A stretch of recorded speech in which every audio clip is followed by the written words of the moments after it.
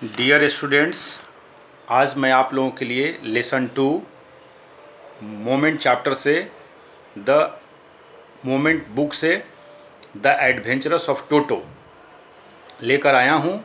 Summary Hindi में, और इसके जो नरेटर हैं या ऑथर बोल सकते हो, रस्किन बॉन्ड हैं।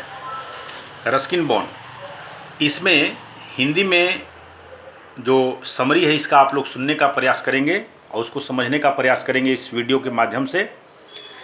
दादाजी को जानवर पालने का बहुत शौक़ था और वे घर में ही एक छोटा अनेक प्रकार के जानवरों को, जैसे कछुआ था, अन्य अन्य जानवर उसमें उनके एक छोटे से जू में था।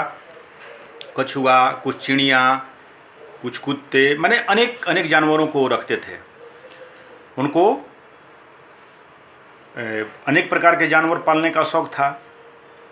उसने एक तांगे वाले से 5 रुपये देकर एक बंदर जिसका नाम टोटो था, दादाजी को देखने में वह बहुत सुंदर लगा और उसको अपने जू के लिए खरीद लिए 5 रुपये में। टोटो एक बहुत ही शैतान बंदर, ऐसे भी बंदर बहुत शैतान होते हैं, जैसे और अन्य बच्चे होते हैं वो करते हैं, और उसकी पूंछ जो थी उसकी सुंदरता और बढ़ा देती थी।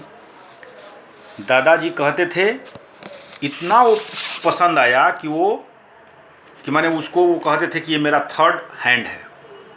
जब भी दादाजी किसी जानवर को घर लेकर आते थे तो दादी जी बहुत गुस्सा करती थी। इसलिए दादी जी और नरेटर ने एक प्लान बनाया कि जब तक दादी जी का मूड ठीक नहीं होगा तब तक उसे छिपा करके रखेंगे, और वे लोग उसको छिपा करके रख दिए। थोड़ी देर के बाद जब दादाजी आए, जिस कमरे में उसको रखा गया था उसने रूम का हाल जो है वो एकदम बेहाल कर दिया था। दादाजी का बहुत फेवरेट एक वॉलपेपर था, उसको चिथरे चिथरे कर दिए थे। दीवार पर जो कपड़े रखे थे उसको भी तहस नहस कर दिया था। लेकिन जब ये सब चीज़ दादाजी देखे तो मन ही मन मुस्कुराए। और क्यों मुस्कुराए? कि उनको ऐसा लगा कि ये बहुत चालाक जानवर है। कुछ देर के बाद हम लोग अगर जाते तो संभवतः यह कपड़े की रस्सी बना करके और खिड़की के रास्ते ये बाहर भाग जाता। लेकिन उसी समय दादी जी का भी वहाँ आगमन हो जाता है। जैसा कि मैं पहले बताया कि वो बहुत गुस्सा करती थी, लेकिन दादाजी को यही शौक़ था। वो बोली कि बंदर इस घर में नहीं रहेगा, लेकिन विनती करने पर किसी तरह से टोटो को रखने के लिए वो राजी हो जाती हैं।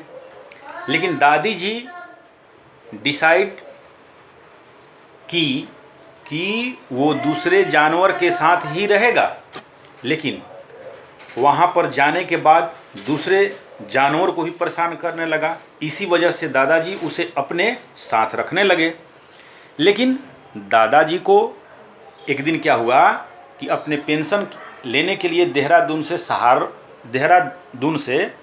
सहारनपुर जाना पड़ा, और उनको घर में रखता कौन, इसलिए वे अपने बैग में रख करके उसको भी ले जाना पड़ा।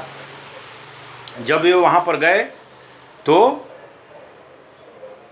किसी तरह से उसको बैग में रख करके सहारनपुर पहुँच तो गए, लेकिन जैसे ही वो स्टेशन पर उतरे तो बंदर अपना स्वभावतः कितना देर तक वो बैग में रहेगा, उसने अपना मुंह निकाला और निकाल करके और टिकट कलेक्टर देखिए, ये सहारनपुर स्टेशन का सीन है यहाँ पर।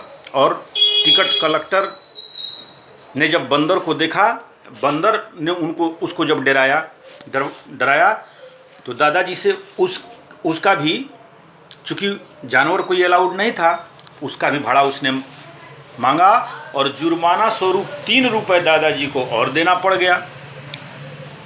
वे सहारनपुर से अपना पेंशन का काम करके किसी तरह से उसको अपने यहाँ फिर देहरादून लेकर के आए।